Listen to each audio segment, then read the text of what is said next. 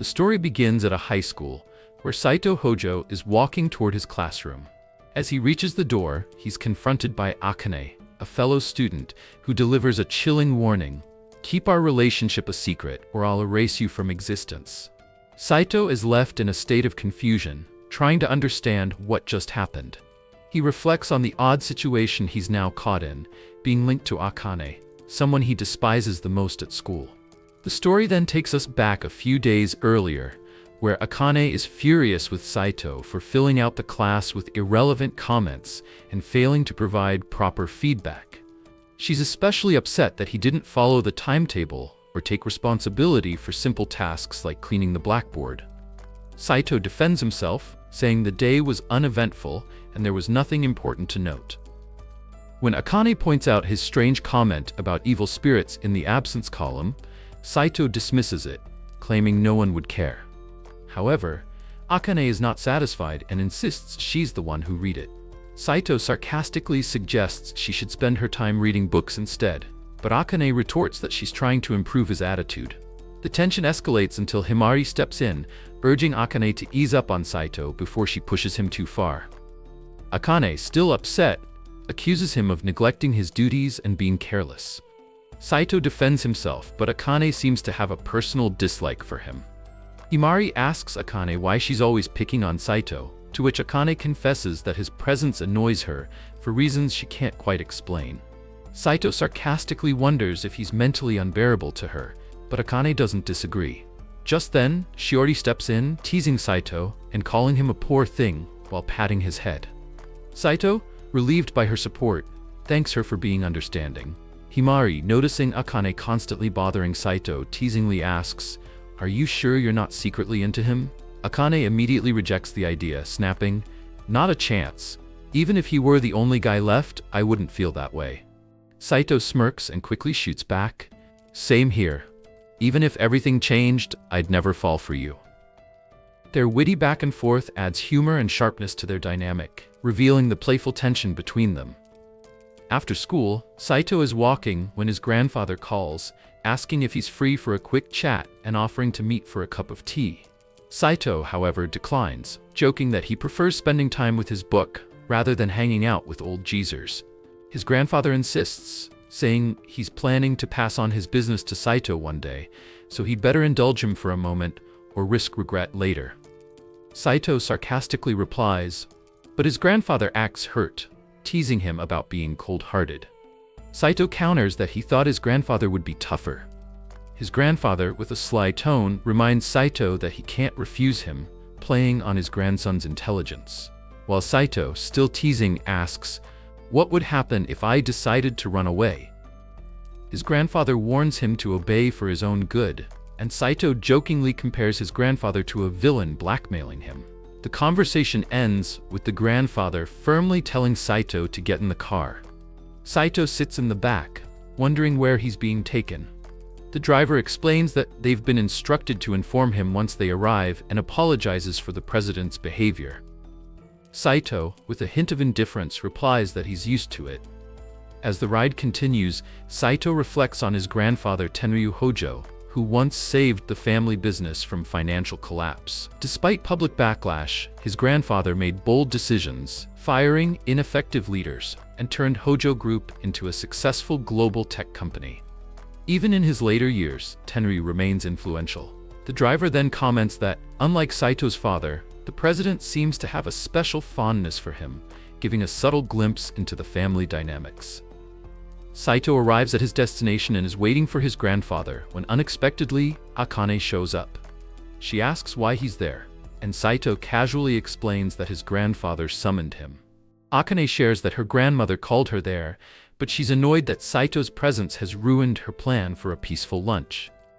Saito, uninterested in her complaints, tells her not to speak to him while he reads, which only frustrates Akane more. She demands an apology, saying she'll keep bothering him until he gives one. Saito sarcastically asks if she'll follow him around, and Akane proudly confirms she will. Just then, both of their grandparents arrive together in a red Ferrari, surprising both of them. Saito's grandfather casually greets them, while Akane's grandmother jokes about how impatient young people are. Saito and Akane are left confused as both grandparents tell them to come along. They're further stunned when they realize their grandparents are referring to them both and wonder what's going on. Saito and Akane find themselves seated for a luxurious meal where Saito's grandfather offers a toast, calling the day special. Confused by his choice of words, Saito remains silent, while Akane, already annoyed, asks for more juice. Saito points out her excessive juice consumption, and Akane snarkily claims she lost her appetite after seeing him. Saito asks if she's sure she don't have pheromones that suppress people's appetite. She responds, "Too bad, it's a real feast. Wish he would disintegrate down to a nucleus." He responds, "You should do the same on a quantum level instead." Their grandparents enjoy the banter, remarking how they remind them of their younger selves, but both Saito and Akane deny it. Things take a surprising turn when Saito inquires about the reason for the meeting. Suddenly, Saito's grandfather announces that they want Saito and Akane to get married, leaving them both stunned. Saito wonders if it's some kind of joke or hidden message, but his grandfather urges him not to overthink it. Akane, confused, protests, questioning why they'd be asked to marry while still in school. The grandmother suggests that marriage can happen at 18, and the grandfather insists again that they should marry. The grandparents then share their past experiences, revealing they had feelings for each other when they were young, but never ended up together. Saito's grandfather married someone else, had a happy life, and lost his wife 10 years ago. Akane's grandmother reveals her own husband passed away, and Tenryu, Saito's grandfather, has supported her since. Akane, uncomfortable with the personal details, tries to steer the conversation elsewhere, but the grandparents continue, saying they want their grandchildren to fulfill the dreams they couldn't. Saito asks Akane if she will marry for her sake, but Akane firmly refuses, insisting that marriage is about love and choice, not obligation. Saito jokingly comments on Akane's idealism, but Akane remains firm in her beliefs. Saito also makes it clear he has no interest in the arrangement, asserting that forced marriages aren't something that can happen in their country. Saito's grandfather, anticipating their rejection, comments that it's expected and that they resemble the younger versions of them.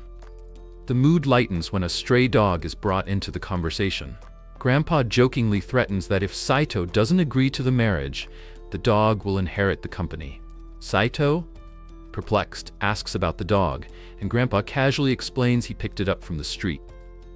He humorously adds that while the dog may not be fit to lead the company, it could at least help with paperwork by stamping documents with its paw.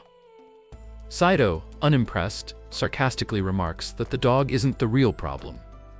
Grandpa responds by acknowledging that perhaps Hojo Group's legacy will end with his generation, before playfully asserting that a little bit of madness is necessary to run a company. Meanwhile, Akane's grandmother calls her over to whisper something, which leaves Akane shocked. Grandpa then turns to both of them, advising that they take time to reflect and not act impulsively. He gives them 3 days to decide, urging them to think about what's truly in their best interest. After the grandparents leave, Akane asks Saito if he's seriously considering the marriage proposal, looking for his reaction. Saito turns the question back on her, asking what her thoughts are. Akane, frustrated by the situation, tries to brush him off, saying she never imagined this would happen. Saito presses further, curious about what her grandmother told her, but Akane refuses to share, insisting it's not relevant. Saito, determined to understand the full picture, says it's important to know what both sides are thinking, but Akane stubbornly shuts him down, telling him not to try and figure her out. Realizing he won't get through to her, Saito steps back, allowing Akane to take the lead. Akane asserts that she will handle things her own way as it's her future. Later, Akane calls her friend Himari and poses a hypothetical question. If she were forced to marry someone she didn't like due to family obligations, what would she do? Himari jokes that the situation feels old-fashioned, but says she would simply reject the idea. Akane presses her, asking why, and Himari reveals she has a crush on someone else and only wants to marry him. Akane is surprised and asks who it is, but Himari refuses to tell. In turn, Himari teases Akane, asking if she has a crush on anyone. Akane shares that she has someone in mind, but in a dark, frustrated tone, says that she wishes he were gone and that her problems would be solved if he just disappeared. Himari lightens the mood by joking that Akane could marry the person to cut down on living expenses. But Akane dismisses this idea as not a good reason to get married. She then reflects on the expectation of marriage leading to children, to which Himari jokingly suggests Akane could have a large family.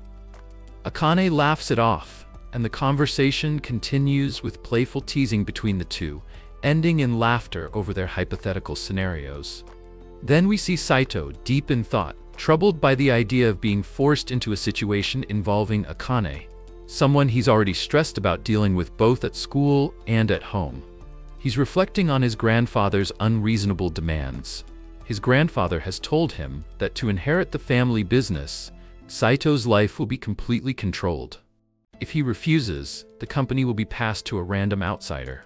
Shiori, noticing Saito's inner conflict, asks what he truly desires: the freedom to live his life as he wishes, or the company's legacy. Saito expresses that ideally, he wants both. Shiori reminds him that life doesn't work that way. Everyone must follow certain rules or instincts, and the best way to thrive is to work within those rules instead of resisting them. Saito, still uncertain, wonders if that means he must comply and inherit the company. Shiori reassures him that while he may use the company to achieve his goals, no matter what path Saito chooses, Shiori will support him, whether he ends up struggling or succeeding. Shiori promises to be by his side always. At school, Saito tries to greet Akane, but she brushes him off. A few days later, both are called in front of Saito's grandfather, who asks if they've made a decision. The two reluctantly agree to go through with the marriage, though Akane insists it's not out of affection. The grandparents are happy with their decision and have already made arrangements. To Saito's surprise, his grandfather announces that they will marry immediately and have prepared a new home for them. Saito protests, but the grandparents assure them everything is already in place. After they leave, Saito locks the door of the house, and Akane, feeling uneasy, asks if he's trying to trap her. Saito explains that the door can be opened from the inside, but Akane is still suspicious of the situation.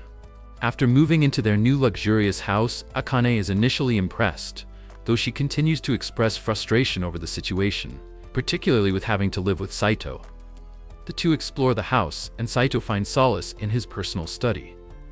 However, when they reach the bedroom, Akane is shocked to find only one bed, which causes a bit of tension. Saito contacts his grandfather, who insists that since they are married, they must sleep in the same bed, leaving no alternative options like the sofa. As the conversation takes a strange turn, Akane accuses Saito of having inappropriate intentions and assumes that their grandfather expects them to engage in intimate relations. Saito tries to calm her down, assuring her that he isn't interested in forcing anything and doesn't intend to take advantage of her. Akane, still upset, storms off to her room. Akane and Saito are adjusting to an unexpected marriage arranged by their families while moving into their new shared home. Akane is initially resistant to Saito's help, accusing him of having ulterior motives. Later, when they eat together, Akane remains skeptical, especially about the oddities of the arrangement. As they share a bed, both characters are uncomfortable and set boundaries with each other, acknowledging the awkwardness of the situation.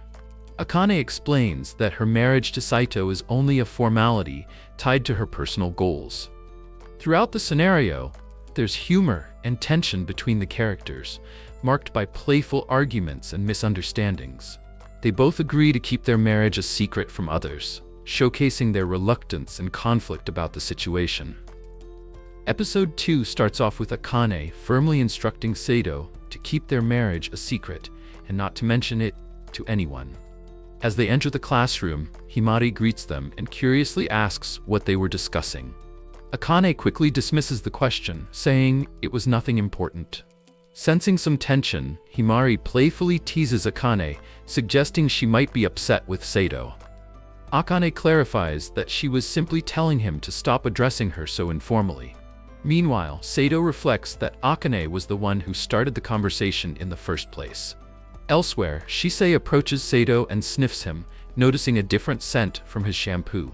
She questions where he spent the night, but Sato explains that his father bought a new, unusual shampoo. Shisei, unconvinced, points out that he also smells like a girl and teasingly bites his neck. She then speculates that Sato must have gotten married, catching him off guard. Shisei admits she has been looking into their grandfather's company and uncovered suspicious behavior. She even knows the location of Sato's new home and deduces that his wife's name is Sakamori. Alarmed, Sato drags her out of the classroom to stop the conversation, but Shisei refuses to stay silent unless he offers her a bribe, leaving Sato in a difficult position.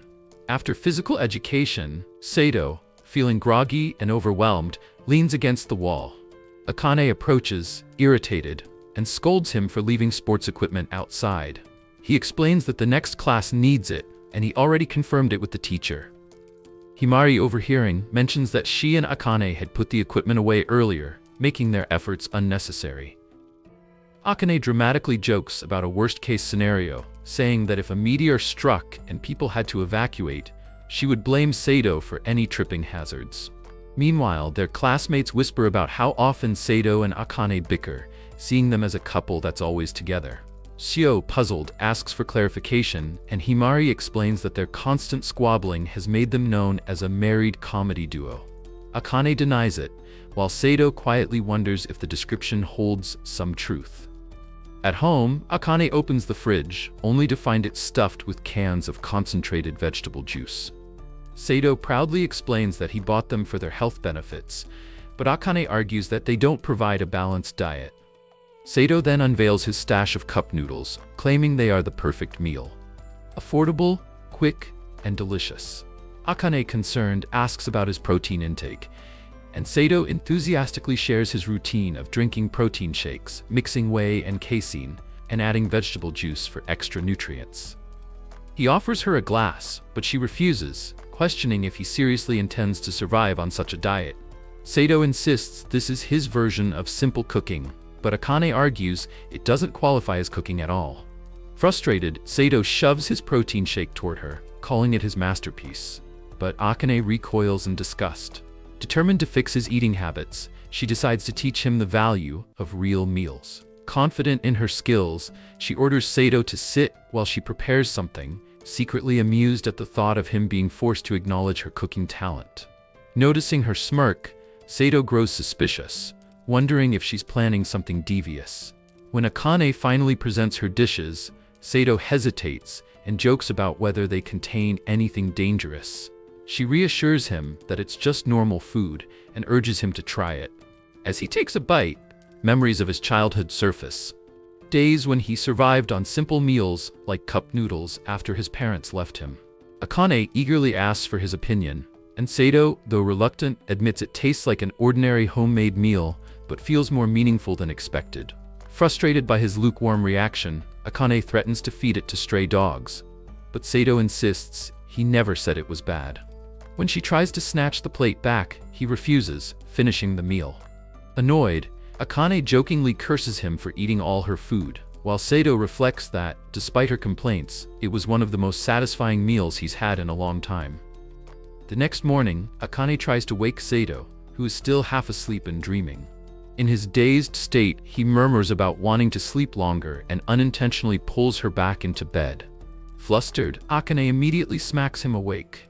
Sato, startled, apologizes, saying he didn't expect her to wake him so aggressively. Akane quickly clarifies that she didn't do it out of kindness but to scold him. Confused, Sato asks why, and she points to the sink full of dirty dishes. She reminds him that since she cooked last night, it's his turn to clean. Sato lazily suggests leaving them for later and just using other plates in the meantime. Akane, exasperated, demands that he wash them immediately. Her frustration grows when she discovers toilet paper rolls and soap wrappers scattered in the bathroom. She accuses Sato of being messy, irritated by his dismissive attitude. On the way to school, Sato reflects on how vastly different their perspectives are, wondering if they will ever see eye to eye. That evening, he tries to unwind with a video game, but Akane, trying to study, becomes annoyed by the noise. She asks about the game, and Sato explains that it's a zombie survival game where players use local specialties as weapons. Disgusted, Akane tells him to turn it off. Sato defends himself, saying he even toned down the violence settings, but Akane argues that violent games encourage violent behavior. Sato counters, asking her not to judge people based on their hobbies. Their argument escalates until the doorbell rings, momentarily distracting them. Later, Sato prepares for a relaxing bath, only to find Akane asleep in the tub. Worried she might drown, he tries to wake her, but she mumbles in her sleep, teasing him about surrendering and joking that she might let him stay in the doghouse. Sato considers leaving her, but realizing the potential danger, he pulls her out, only to trip and end up in an awkward position with her on top. Akane wakes up, immediately accusing him of harassment and calling him a pervert. Sato tries to explain, but Akane furiously kicks him out, insisting he never enter the bathroom again. Later that night, she contemplates whether Sato was actually trying to help, but quickly brushes off the thought. At school, Himari notices Akane looking frustrated and asks if it's because of Sato. Akane denies it, but admits she's reaching her limit with all their arguments. Himari advises her to talk things out, but Akane doubts it will work. Meanwhile, Sato confides in his cousin Scherer, who suggests that if things are too difficult, he should either make an effort to get along or consider divorce. Sato, determined not to give up his inheritance, refuses. Scherer playfully suggests that Sato sweep Akane off her feet. Literally. That evening, Akane unexpectedly asks to talk. Sato assumes it's about divorce, but she clarifies that she wants to find a way to make their marriage more bearable. Though she still dislikes him, she admits they should at least try to live together without constant conflict. They agree to set household rules, including Sato doing the dishes more frequently. When he jokingly asks for patience when they accidentally bump into each other in bed, Akane misunderstands and sets a strict physical boundary. Later, Sato surprises Akane with her favorite dessert, remembering it from an old essay she wrote. She's taken aback but thanks him. That night, she cooks for him again, and he genuinely compliments her food, catching them both off guard. As they set new boundaries, Sato finds himself noticing Akane's smile for the first time, realizing it's quite charming despite her usual scowls. Episode 3 starts off with Sato engrossed in a book when Akane interrupts him, suggesting they watch a movie together. Initially, Sato is hesitant, wanting to focus on his reading, but Akane's enthusiasm convinces him to join. She reveals that the movie she rented is an extensive 24-hour-long film, but offers a more manageable option, a 3-hour condensed version that highlights the best scenes. Sato, relieved, agrees to watch the shorter version. As the film plays, Akane is thoroughly enjoying it, while Sato, uninterested, eventually dozes off. When he wakes up groggy and disoriented, he jokingly wonders if they've somehow ended up on Alpha Centauri, only for Akane to playfully assure him that they are still on Earth. In a lighthearted moment, Akane thanks Sato for watching the movie with her, and as a token of appreciation, offers him the choice of what they watch next time. Sato expresses his preference for video games over movies, but Akane is skeptical, claiming she wouldn't enjoy them. Despite her reluctance, Sato encourages her to try and offers to teach her. To his surprise, Akane becomes completely engrossed in the game. Sato, amused by this unexpected turn of events, reflects on how he is now having fun with someone he initially saw as an adversary. Later that night, after their gaming session, Akane thanks Sato for introducing her to the game. When Sato casually shortens her name, Akane playfully insists he use her full name instead. After some teasing, Sato agrees and starts calling her by her actual name, which she appreciates. The scene ends with a moment of quiet tension where Sato almost says something but decides against it. The next day at school, Akane notices that Sato has dropped an eraser and hands it back to him. The interaction is brief, but soon after, Himari asks Akane if she and Sato had a fight. Akane quickly dismisses the idea, saying they always argue. However, Himari points out that today's exchange felt different. They weren't bickering as usual, but instead seemed distant. Akane denies any change, but when Himari remarks that she has never called Sato by his first name before, Akane gets flustered and hastily makes an excuse to leave. Himari, puzzled by her reaction, watches her go with curiosity. The scene shifts to the library, where Sato is deeply focused on his reading when his playful younger sister, Shisei, surprises him by covering his eyes with her damp hands and challenging him to guess who it is. Recognizing her antics instantly, Sato responds with sarcasm. Shisei teases him affectionately, and Sato, slightly puzzled, asks why she did that. Shisei jokingly claims she was helping him with his dry eyes. Noticing the book Sato is reading, she expresses surprise at his interest in improving communication skills. Sato reveals that he's trying to improve his relationship with Akane, which piques her curiosity. She asks if the book has been helpful, and Sato responds that it emphasizes teamwork as a key to building strong bonds.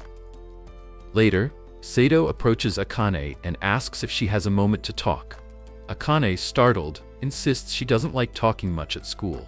Undeterred, Sato asks if she has any plans after school. When she replies that she needs to study, he presses further, asking if she has plans with friends. When she says no, he suggests they go shopping together. Akane, surprised, wonders if Sato is asking her on a date. In response, Sato suddenly pulls her into a nearby room. Flustered, Akane accuses him of being a pervert, but Sato quickly clarifies that it's not a date, just a simple errand. He explains that he was offering to help her carry groceries home. Realizing the mix-up, Akane sarcastically agrees that it's all about the groceries, insisting that Sato would never ask her out. Sato laughs it off, assuring her there was no such intention. As Akane is about to leave, Himari excitedly interrupts, inviting her to hang out since her work got cancelled. She suggests going to a parfait place that Akane loves, where a special strawberry parfait is being offered. Himari even offers to treat her, but Akane turns her down, explaining that she already has other plans. Himari, curious, assumes it's with a new friend and wants to meet them. When Akane mentions it's someone she knows, Himari guesses it's Sato. Akane quickly denies that it's a date. Himari, not giving up, suggests they all go together, but Akane apologizes and rushes off. While hurrying down the stairs, Akane accidentally steps on Shisei, who was lying in wait. After apologizing, Akane asks what she was doing on the ground, and Shisei jokingly calls it a trap. Shisei then playfully claims that Akane has earned a legendary sword for stepping on her, adding humor to the moment. Akane tries to hurry away, but Shisei stops her to ask a quirky question about teamwork, specifically about Sato. Akane brushes it off, but Shisei insists she can't leave without answering. Finally, Akane apologizes again and makes her escape. Akane arrives at the meeting spot, mentally reassuring herself that this is just a simple errand, definitely not a date. Sato soon arrives, catching her off guard. The two head to the store, with Akane suggesting a local one near her home. While shopping, Sato helps by recalling the items they need, but Akane, focused on staying within budget, insists they compare prices carefully. She emphasizes that affordability is key, especially when it comes to eggs, and guides him to avoid the pricier options. As they continue shopping, Akane spots a limited-time sale and excitedly hands her bag to Sato before rushing toward the sale area. However, in the rush, she gets pushed aside and misses out. Sato tries to step in, but faces the same problem. They both laugh at their misfortune, and Akane determines to keep trying, promising that next time they'll succeed. Despite some reluctance, Sato agrees to continue the search with her. As they walk home, Sato comments on Akane's strong work ethic. Akane, slightly defensive, jokingly asks if he's implying that she's cheap.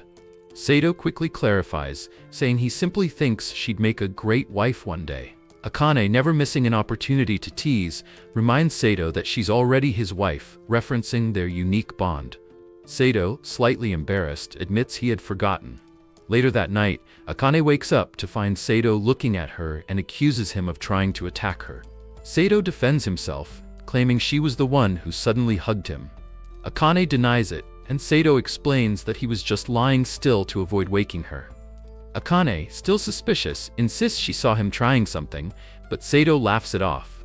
He then admits that he was simply admiring how cute she looked while sleeping and couldn't resist poking her cheek. When Akane asks how cute she really was, Sato exaggerates, saying she was so adorable he almost lost control. Akane blushes and playfully brushes off his comment, saying if it was only a little bit, he can watch her while she sleeps. The next morning, as they greet each other, Sato hears a scream and rushes over, Akane explains that she accidentally burned her toast, and Sato jokes that it's not just burnt, it's on fire. He teases her about acting strangely that day. Akane, noticing that Sato isn't properly dressed, asks him what's going on, and he quickly denies anything strange. As they share a parfait later, Himari spots them and is surprised to see them together outside of school. She jokingly asks if they're walking home together, but Akane quickly dismisses it, playfully accusing Sato of stalking her. Himari notices they're sharing the parfait and remarks on how they seem to be enjoying themselves. Akane explains that Sato simply ate a piece she had discarded. Sato defends himself, claiming he's not a stray dog, while Akane teases that it's just his habit. Later that night, Akane is up studying for an upcoming quiz. When Sato asks why she's still at it so late, she points out that he didn't study last time and still aced the test. Feeling frustrated, she wonders if he's mocking her hard work, but Sato reassures her that's not his intention. That night, when she falls asleep with a fever, Sato carries her to the hospital. Reflecting on how their relationship has changed, Akane reminds Sato that he's married, leaving him to reflect on how cute his wife truly is. Episode 4 begins with Akane stopping Sato, warning that she'll shoot if he doesn't halt. However, instead of pulling out a weapon, she hands him a lunchbox, catching him off guard. Sato admits he completely forgot it, and Akane playfully teases him, joking that he must not have wanted to eat her homemade meal. He reassures her that he enjoys her cooking, and she firmly warns him not to leave any leftovers. During lunchtime, Sato and Akane open their meals, preparing to eat, when Sato's younger sister, Shisei, suddenly interrupts, demanding his entire lunch. She dramatically claims she's starving, insisting that older brothers should always feed their younger sisters, even though she had a huge breakfast. Sato protests, but his classmates quickly gang up on him, teasing him for being stingy. Under pressure, Sato reluctantly agrees to give her just one bite. However, the situation escalates when Himari notices that Sato's lunch looks exactly like Akane's. The classmates begin teasing him, suggesting that Akane made it for him. Himari playfully jokes about them being a couple, and the class starts speculating. Akane fiercely denies it, her face turning crimson. Sato quickly dismisses the idea, confirming they aren't together, though both secretly think to themselves, "But we're actually married." The teasing continues, especially after the class notices how similar Sato and Akane's lunches are. Sato attempts to clarify, but before he can, Shisei, despite being allowed only a single bite, devours his entire meal. She cheekily claims she did it to eliminate the evidence for his sake, but it's obvious she was just hungry. Despite her antics, Sato affectionately pats her head, indulging her behavior. Later, while walking, Himari leaps down some stairs, fully confident that Sato will catch her if anything goes wrong. Not wanting to get involved, Sato sarcastically remarks that he would dodge instead. Himari teases him, saying that kind of attitude won't win him any girls, but Sato shrugs it off, claiming he doesn't need to worry about that. She then asks about his lunch, curious whether Akane actually made it for him or if it was just a coincidence. Sato firmly insists it was pure chance. Though not entirely convinced, Himari presses further about their relationship, but Sato stands his ground, denying any connection. She then assures him that she'll clear up the misunderstanding with the others, while Shisei watches from a distance, intrigued by their dynamic. In the next scene, Sato and Akane are sleeping when Akane suddenly hears a strange noise. Alarmed, she believes she sees something unsettling and lets out a scream. Sato, confused and groggy, asks what's wrong. Terrified, Akane insists there's a ghost, but Sato brushes it off, trying to go back to sleep. Too frightened to be alone, Akane pleads with him to do something. When Sato tells her to just sleep, Akane threatens to keep him up all night if he doesn't act. Begrudgingly, Sato asks what she expects him to do. Overcome with fear, Akane clings to Sato, refusing to let go. The following night, as Sato studies, Akane enters his room, explaining that she saw the ghost again and believes someone was moving around. Though she couldn't see them clearly, she's convinced it was something eerie. Sato suggests she take a picture next time, but Akane, getting emotional, insists the ghost might retaliate. As she prepares to leave, Sato reluctantly tells her to go back to her room. Later that evening, while studying together, Akane suddenly announces that she's going to take a bath. Sato gives his casual approval. But Akane, still nervous, hesitates and asks him to accompany her. Her persistence leaves Sato with no choice but to agree, though he firmly states it's just for that night. As Akane bathes, she periodically calls out to Sato, ensuring he's still there. Preoccupied, Sato doesn't immediately respond, making Akane more anxious. She abruptly opens the door to confront him, demanding to know why he ignored her. Caught off guard by her lack of a towel, Sato turns red, flustered, and asks why she isn't covered properly. The next day, Sato, visibly troubled, confides in his younger sister, Shisei, about the recent events. Noticing his frustration, Shisei teases him, joking that he seems fed up with married life. Seeking to comfort him, she reassures him that she's always there to help him escape his worries. Sato, confused, asks what she means. Shisei explains that everyone needs a person to lean on, and for him, that person is her. She encourages him to relax, but Sato insists she shouldn't act that way. The conversation shifts when Shisei asks about Akane, and Sato mentions that she's been hearing strange noises. Shisei, now serious, decides to investigate. Later, she approaches Akane and states, "I know you're married to my brother." Sato, overhearing, quickly denies it, but before Shisei can pry further, Sato and Akane drag her into an empty room. Once inside, Akane, clearly upset, scolds Sato for letting Shisei find out. Nervously, Sato insists that he didn't say a word. Shisei figured it out on her own. Studying them thoughtfully, Shisei simply nods, frustrating Sato. He demands she speak up, to which Shisei nonchalantly responds, "It's true, I figured it out myself. But more importantly, I've heard there's a ghost haunting your house." Akane quickly agrees, while Sato remains skeptical. Shisei then states, "I believe your house is haunted by an evil spirit." Akane, growing more anxious, pleads with her to do something. With confidence, Shisei reassures them, "Don't worry, I know exactly what to do." The next day, the three of them arrive at Sato's house. Shisei scans the surroundings and remarks, "This place feels like it's filled with bad energy." Hearing this, Sato and Akane grow even more uneasy. As they explore, Shisei insists on checking Sato's study, but he protests, saying it's just filled with books. Undeterred, Shisei persists. She jokingly suggests he might be hiding embarrassing magazines, causing Akane to defensively claim that nothing like that exists in their home. Sato clarifies that he only owns novels, not magazines. While inspecting the room, Shisei finds a pair of underwear, making Akane blush and demand an explanation. Moving on to Akane's study, Akane insists there's nothing supernatural there. However, Shisei teases her, saying, "You don't want me to find your underwear, do you?" Flustered, Akane pleads for her to stop joking and just focus on the ghost. After thorough investigation and listening to Akane's concerns, Shisei pauses before announcing, "I know who the ghost is. It's me." Sato and Akane are bewildered and demand an explanation.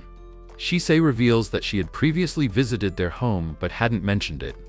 Frustrated, Sato exclaims that she should have told them sooner. Shisei explains she got a key from their grandfather and decided to stop by as a gesture of gratitude. In return, she asks Akane to cook for her, which Akane happily agrees to. As the evening unfolds, Sato and Shisei grow closer while playing games, making Akane slightly uneasy. Noticing her discomfort, Sato asks if something's wrong, but Akane brushes it off. Later, when Sato prepares to shower, Shisei suddenly suggests they shower together. Shocked, Akane demands an explanation. Shisei casually explains that they used to bathe together as kids. Sato clarifies it was only occasionally, but Akane still protests. That night, as Sato rests, Akane enters his room, asking about Shisei's whereabouts. Sato explains she's staying up playing games. Akane uses this moment to confide in Sato, revealing her concerns. Their conversation turns lighthearted as they banter, but Akane eventually expresses unease about how much Sato spoils Shisei. Sato admits it's simply to keep her from crying like a child.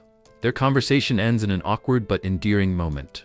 Episode 5 begins with a flashback that reveals a childhood memory from Akane's past.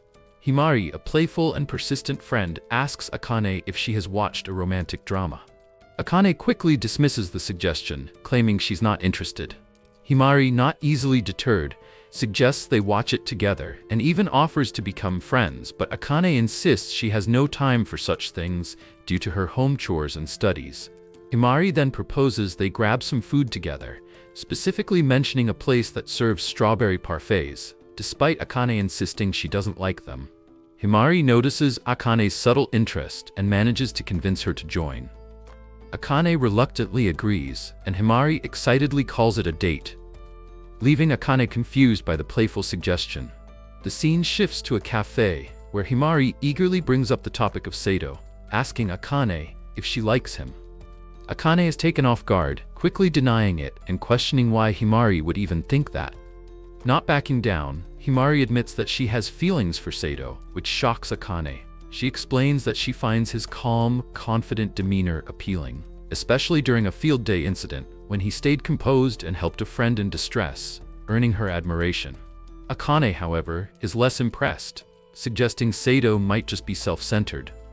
Himari insists that it's his dependability and strong sense of self that make him attractive. The conversation takes a more vulnerable turn when Himari opens up about her own insecurities, sharing how she admires Sato's ability to always remain sure of himself. She goes on to describe how, despite his distant nature, Sato has a surprisingly caring side, always noticing when she's feeling down and checking in on her. Akane, feeling a bit skeptical but intrigued, acknowledges that Himari seems to know a lot about Sato. Himari then asks Akane for help, hoping that, since she gets along with Sato, Akane could give her advice on how to make him like her back. Akane agrees to help, though she's unsure exactly what she's getting into. Himari eagerly expresses her gratitude, and Akane, still processing everything, realizes she doesn't know much about Sato herself. In a quiet moment at home, Sato is reading a book, while Akane, with a notebook and pen in hand, watches him intently. When Sato notices her staring, he teasingly asks what she's doing. Akane casually dismisses it, telling him to just continue with what he's doing. However, Sato finds her gaze distracting and comments on it. Later, while fiddling with his phone, Sato realizes Akane is still observing him in a playful manner. He jokes, claiming he's being stalked by his wife, and jokingly asks for help. During dinner, Akane starts recording a video of Sato. He immediately notices and jokingly asks if they need to have a discussion about image rights. Akane responds that since it's a personal video taken at home, no rules apply. When Sato asks why she's filming him, Akane teases him, saying she won't tell him. Sato laughs and sarcastically wonders why she would torture herself with such a task.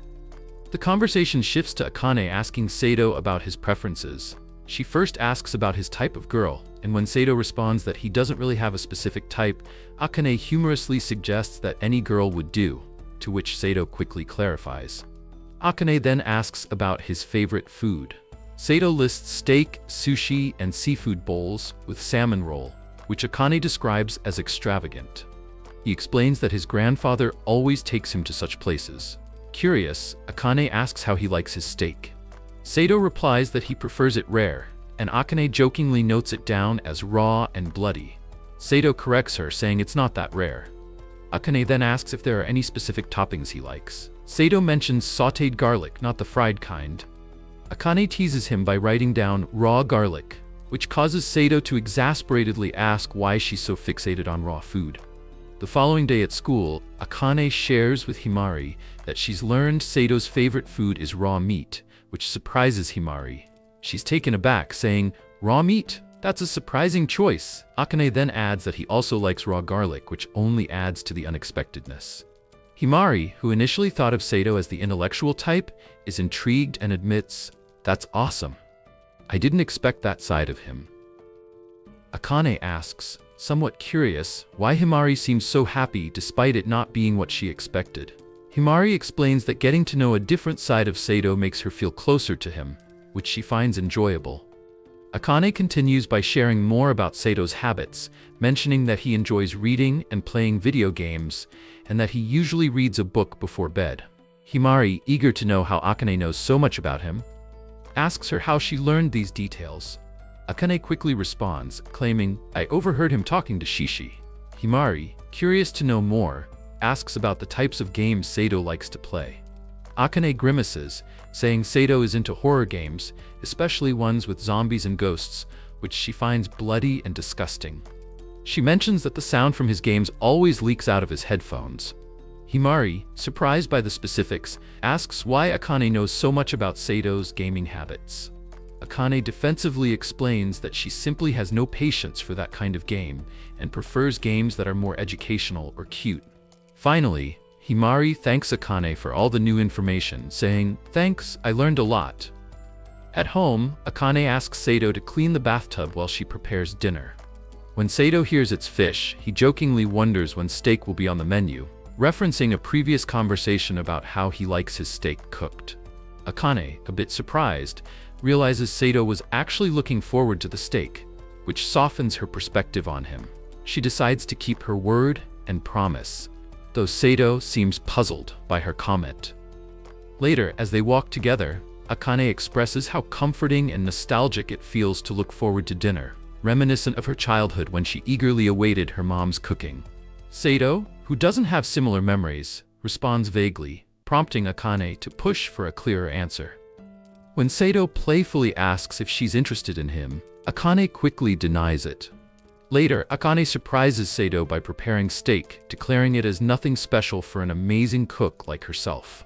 When Sato tastes it, he is blown away, exclaiming how good it is. Akane, suspicious of his enthusiasm, wonders if he's setting a trap, but Sato reassures her, genuinely complimenting her cooking and wishing she would make it every day. Akane teases him, jokingly suggesting it sounds like a proposal, to which Sato quickly denies, pointing out that they're already married.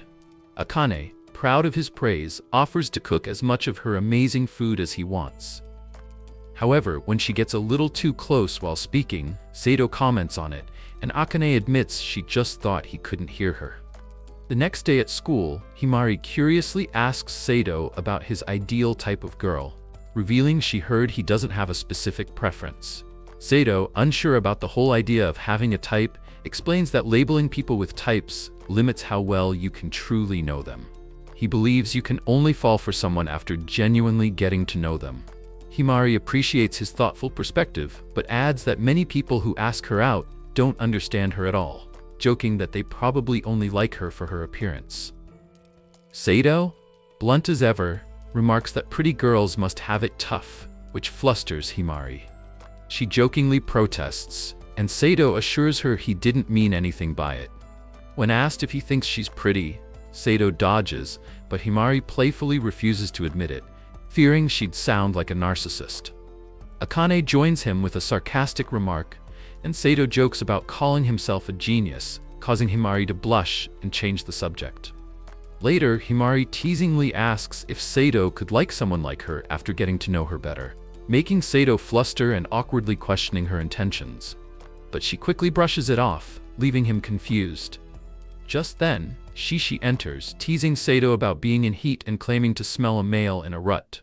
Sato firmly rejects her suggestion, but Shishi jokingly declares she will live between his legs forever, prompting Sato to clarify that such a place is definitely not suitable for humans. At home, Akane sneaks into Sato's room and stumbles upon a confidential notebook. Before she can peek inside, Sato walks in, causing her to panic and scream. Sato, unfazed, reassures her that there's no need for such a reaction. Akane insists she's innocent, claiming she's not a spy, but Sato teases her, questioning what she meant by that. Akane playfully accuses him of purposely leaving the notebook where she'd find it, knowing she'd sneak a look. Sato downplays it, explaining that it's just something not worth showing others. Trying to change the subject, Akane asks for some book recommendations, revealing her interest in his collection. Sato suggests a book on human history through the lens of food and weapons, which he finds hilarious, handing it over to her.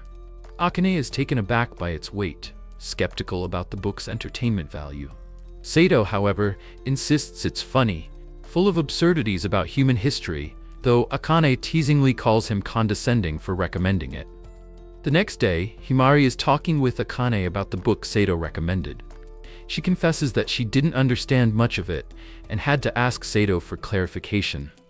While they're chatting, Akane stands by the door, feeling a bit out of place. Shishi, noticing Akane's discomfort, approaches and asks if it bothers her that Himari seems to be getting along so well with Sato. Akane denies it, explaining that it's just strange seeing Himari act so friendly with him, since it's a side of her Akane hasn't seen before. Shishi points out that Himari has had a crush on Sato since freshman year, surprising Akane. She brushes it off, insisting Himari deserves someone better than Sato. Shishi playfully teases her, asking if she doesn't want them to look good together, but Akane dismisses it, saying it's not that.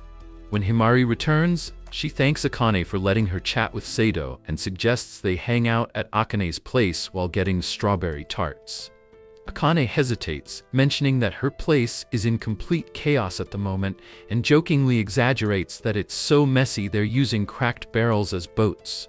Himari laughs but presses her, wondering if she's lying or just doesn't want her over. Akane apologizes, saying it's not that she doesn't want her there, it's just a mess. She reassures Himari that she loves hanging out with her and would never mind her visiting. Later, Akane informs Sato at home that Himari is coming over, which surprises him. She admits she couldn't bring herself to turn Himari down. Akane, feeling nervous about the visit, decides to hide Sato's belongings and asks him to hide in his study room, warning him to stay quiet. However, things take an awkward turn when Himari arrives early. Both Akane and Sato are caught off guard, leading to a chaotic scene where Sato frantically tries to hide his things. Sato notices Himari getting closer and quickly hides in a corner. Himari, ever observant, comments on hearing a sound from the kitchen, which Akane brushes off as nothing. Himari insists it's a phone notification, prompting Akane to suggest it might be hers. The conversation takes a turn when Himari asks Akane if she likes Sato. Akane firmly denies it, assuring Himari that she doesn't have any feelings for him. Akane then makes some offhand comments about Sato, which he overhears, leaving him feeling hurt. The following day at school, Himari approaches Sato, asking him if he'd like to go on a date with her. Sato gently rejects her, explaining that he doesn't feel that way about her. Himari, visibly upset, takes it in stride and says she understands, but Sato appreciates her directness. Akane overhears their conversation and, when questioned by Shishi, reveals that she has no intention of stopping Sato from rejecting Himari, as she believes it's not her place to intervene. Shishi interrupts the conversation, sensing Akane hasn't fully realized her own feelings. Akane tries to avoid opening up, but eventually admits she wants what's best for Himari and would do anything for her, even if it means making sacrifices. Later that evening, Sato reveals that Himari asked him out, and Akane sarcastically remarks that it's a good thing someone as beautiful as Himari is interested in him. When Sato asks if he should go on the date, Akane snaps, "Why are you asking me? You can do whatever you want." Her frustration is evident as she tells him she doesn't care. The following day, as Sato prepares to go on the date, Akane questions him, asking if he's really going. When Sato offers to stay if she asks him to, she tells him to go and enjoy himself. However, just before he leaves, she unexpectedly stops him, confessing that she doesn't want him going out with anyone else. She admits that while she doesn't like it, she can't stand the thought of him with another girl. Sato reassures her that he already turned down the date, knowing that she doesn't hate him. This only makes Akane angrier, feeling conflicted about her emotions. In a twist, Sato suggests they go shopping together, intending to give her a ring as a gift. Akane, surprised and flustered by the gesture, starts blushing, further complicating her feelings. The next day at school, Himari approaches Sato, greeting him cheerfully despite his earlier rejection. Sato is surprised by her persistence, but Himari confidently declares, "It doesn't change how I feel. I'll eventually win you over." She also mentions how she used to be ignored by Akane, but eventually became her best friend. Meanwhile, Akane, spying from behind the door, thinks to herself, "I won't let you in," but then pauses, wondering, "Wait, what am I saying?"